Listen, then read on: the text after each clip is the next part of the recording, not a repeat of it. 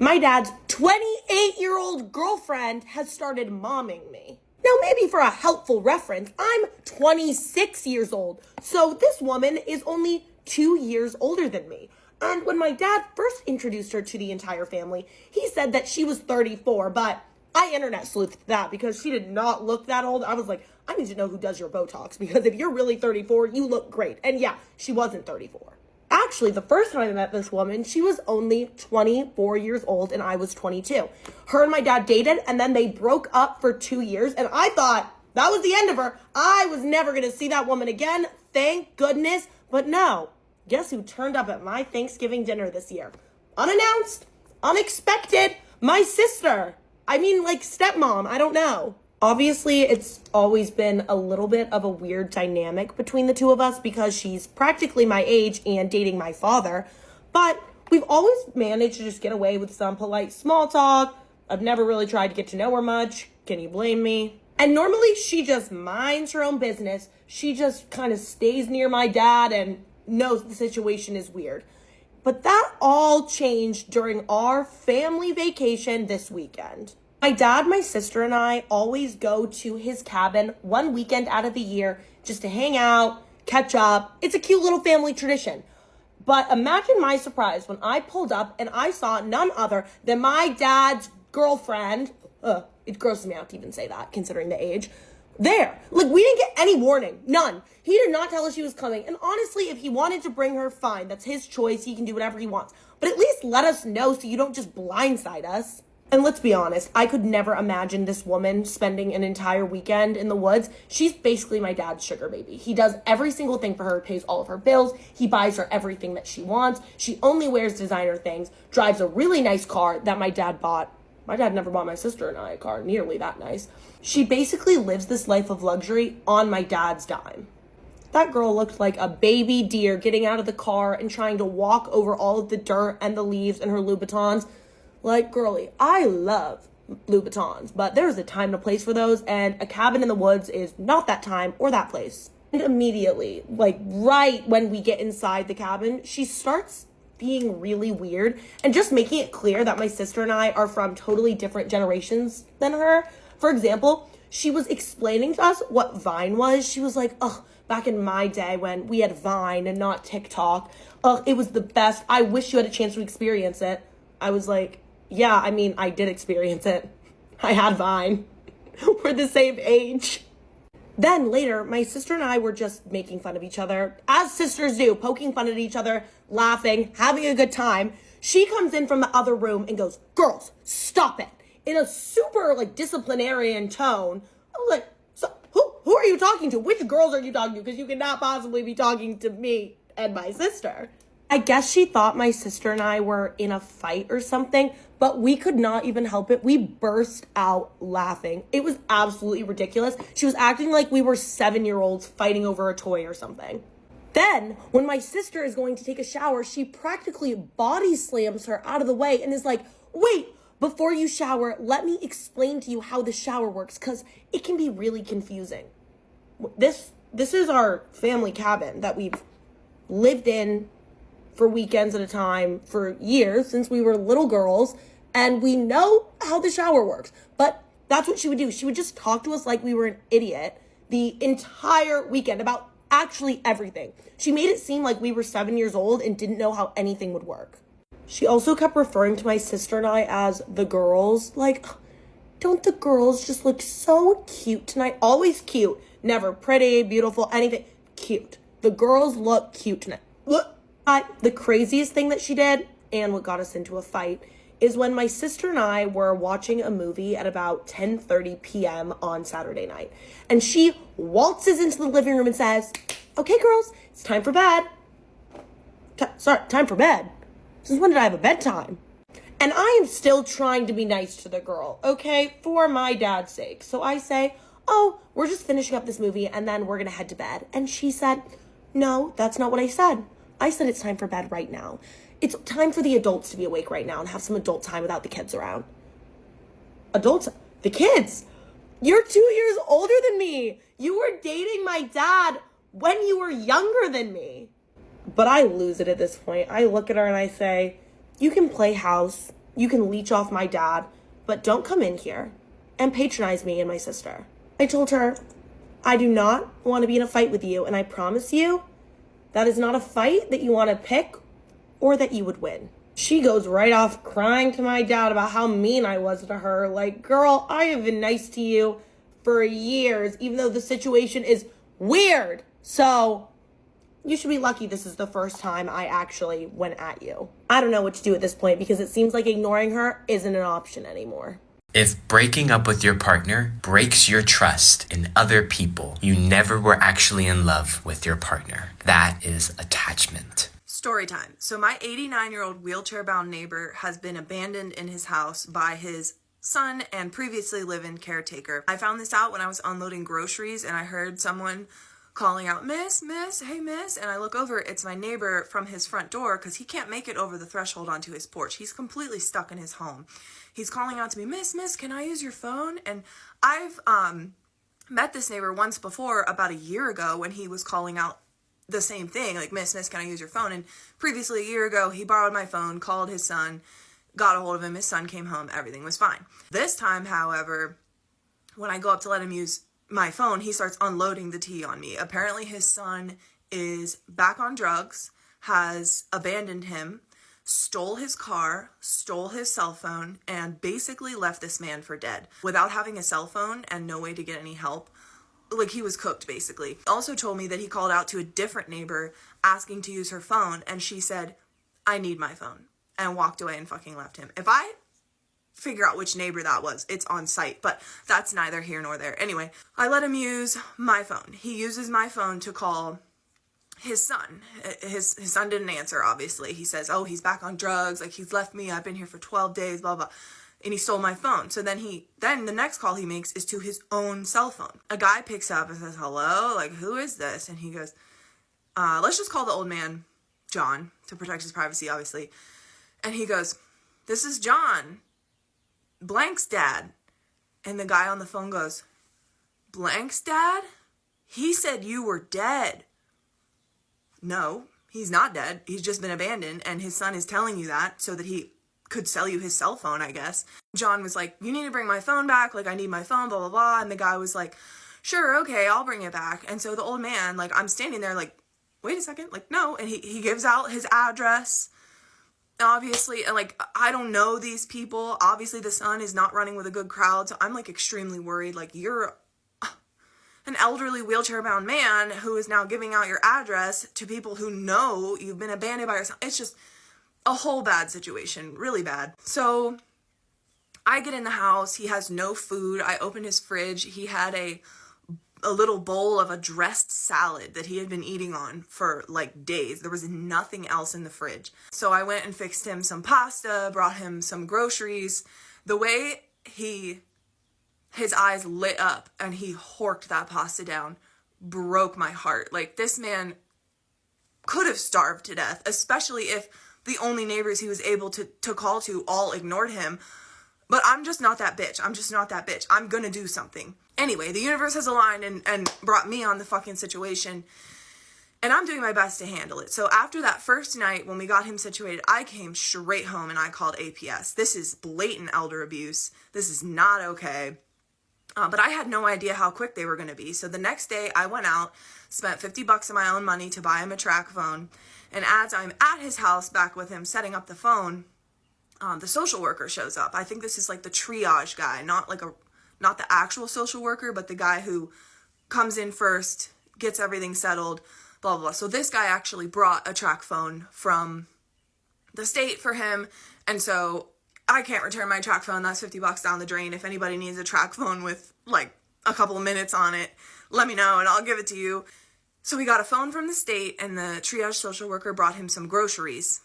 And then I have not seen or heard from social services again. I've called them again, like a couple more times to try to like, what's going on here?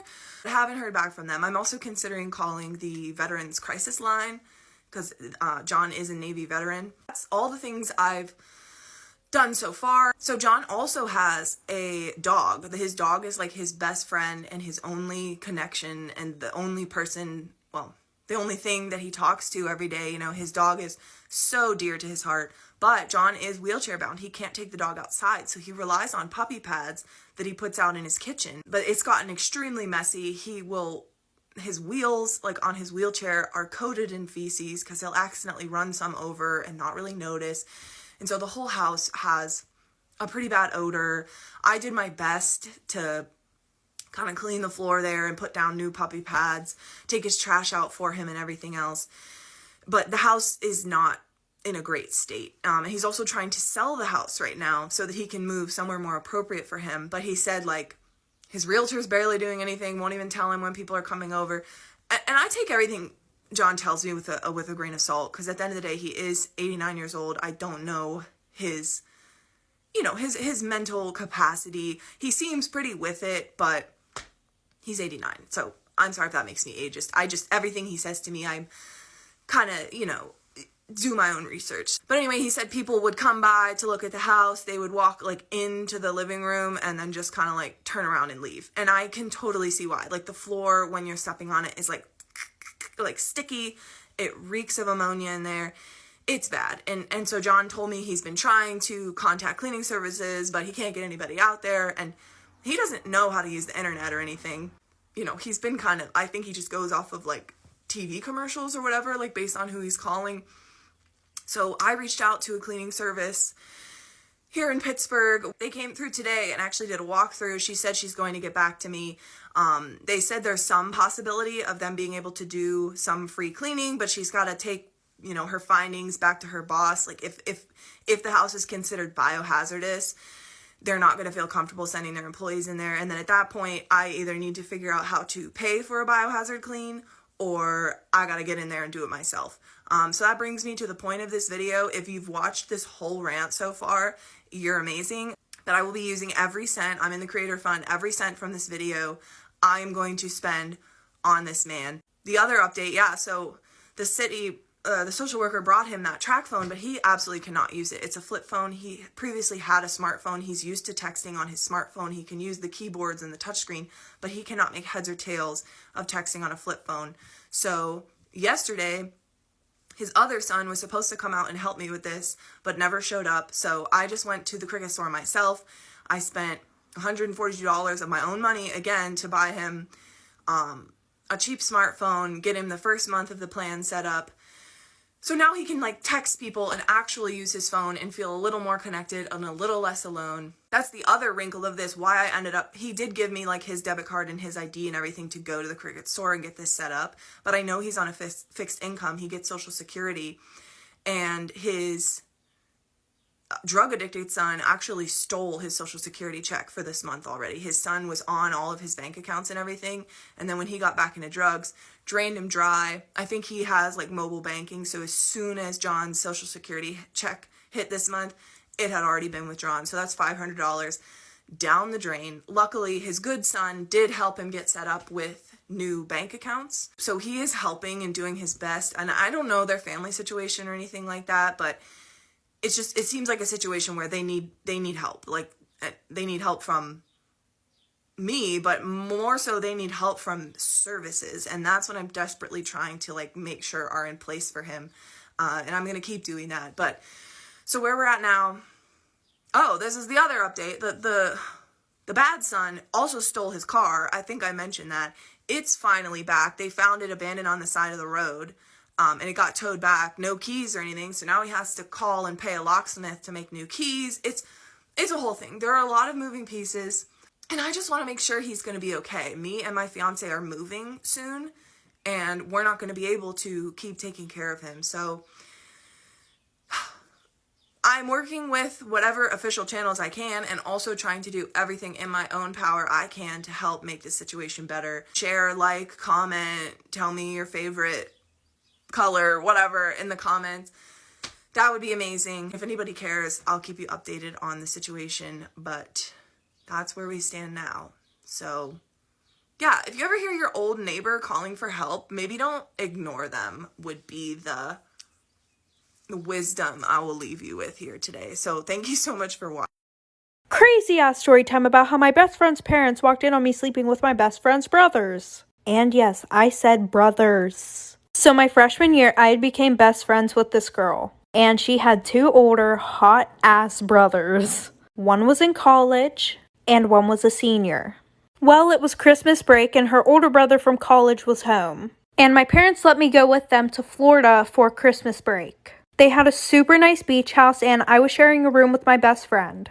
And the boys were sharing a room. And our room was connected because there was a bathroom in the middle. Well, my best friend got super sick the first 3 days of the trip, so she didn't do anything with us. So I was hanging out with the boys all the time. Well, the one night we were on the deck and we started to play Truth or Dare. And one of them asked, "Would you sleep with us?" And I said, yeah. So at around 3 a.m., I snuck into the room and things started to get real nasty. There are kids on this app, so just use your imagination. And things started to get really loud and we woke their parents up, for part 2. The reason most couples argue is because you guys are both making your own assumptions about what the other person's thinking, their intentions. Oh, you probably did this because you didn't care about me. I'm gonna be honest, that's very unreasonable. Assuming that your partner has malicious motives to hurt your heart sounds like the perfect formula for you to continue your avoidant behavior, for you to choose to protect yourself, defend yourself, not be a part of this relationship.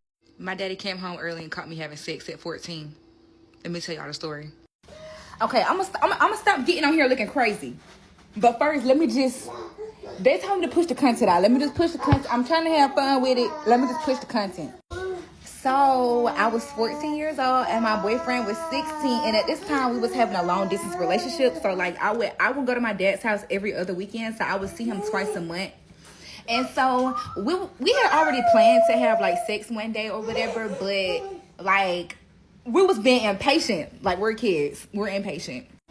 So we was just I was just come over on this night. My daddy, he gotta go to work. I know what time his lunch break is, and I know when he get off, and whenever he come home, if he come home early, blah blah all that. But at this time, it had been a minute since he came on home early. He would only come home on his lunch break, and if I'm not mistaken, I think this night job he had, I don't think he came home on his lunch break. He would come home on his daytime lunch break.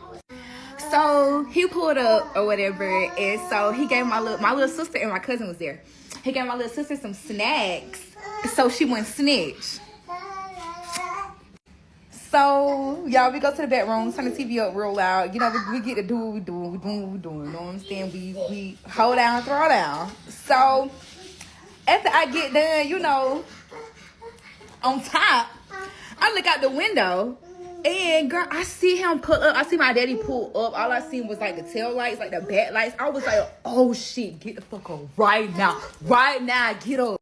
So y'all, he get up. We started throwing shit everywhere, shit under the bed, stuff in the closet. I'm like, you know what? I can't find my clothes. We can't find that. I only found one of his shoes. I don't know why we got there and stripped each other down like we on one of them couples on the movies or whatever. So what happened? So my daddy busts in the room, right? And so the dude, he in the closet. So my daddy, he come in and he like, why you naked? Where your clothes at? I said, I just got out the shower because I had a towel around me. That's the only thing I could find. So he was like, why you naked? Where your clothes at? I said, I just got out the shower. And y'all, he slapped me and I fell. And I was kind of embarrassed because the closet that my boyfriend at the time was hidden in, it's vents, little see-through things in there so he could see. So my daddy slapped me. I get up. He's talking about something, where he at? If I find him, I'm a pew him.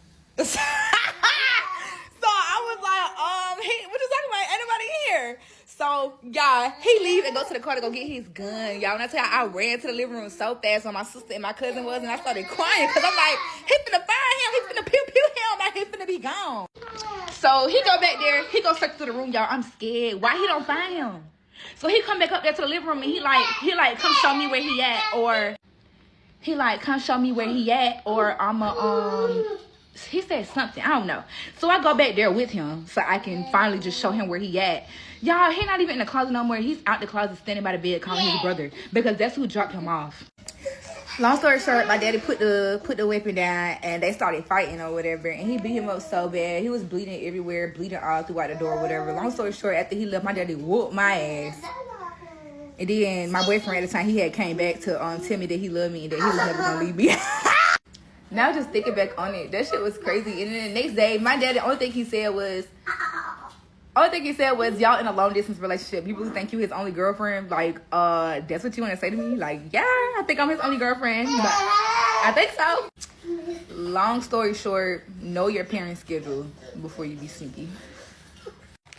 Long story short, about almost 10 years later, no, I'm lying.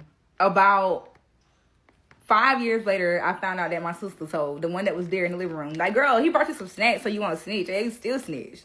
Okay, guys, so story time on how I let my boyfriend stay the night at my best friend's house, and it did, in fact, backfire. So we're currently, me and my boyfriend are doing long distance right now because we met at school, and we're about 2 hours apart, and I guess it's like medium distance, but we've only been dating for about 2 months.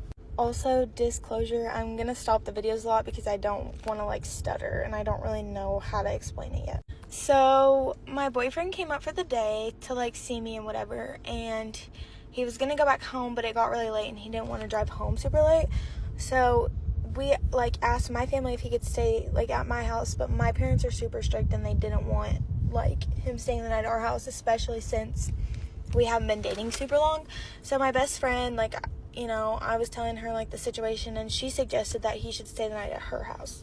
Okay, so then I was like, yes, like that's a perfect idea. Her mom was okay with it, and like me and her, she's my childhood best friend, like best friends for like a long time, like over 10 years. And I told him about the idea and he was like all for it, like yes. So this is where the fun part comes in, because let me just tell you, it got weird. So at first, like, I thought everything was normal and, like, it was fine. And then we were all in the car together. It was when I posted the video about it. And after that video, he was like, wait, since, like, I'm staying the night at her house, like, shouldn't I have her phone number? So that way she can, like, send me the address and stuff. And she literally gave him her phone number. Like, I was sitting in the middle of them and they were just, like, chit-chatting, like, over me and, like, exchanging socials, which I thought was really weird. So then the night ended, whatever, they got back to her house, and they both stopped responding to me, like Snapchat, messages, calls, like whatever. Like, me and him call every night. I did not get a call, I did not get a text, I got nothing from either of them. I did not sleep at all. I slept so bad. And then the next morning,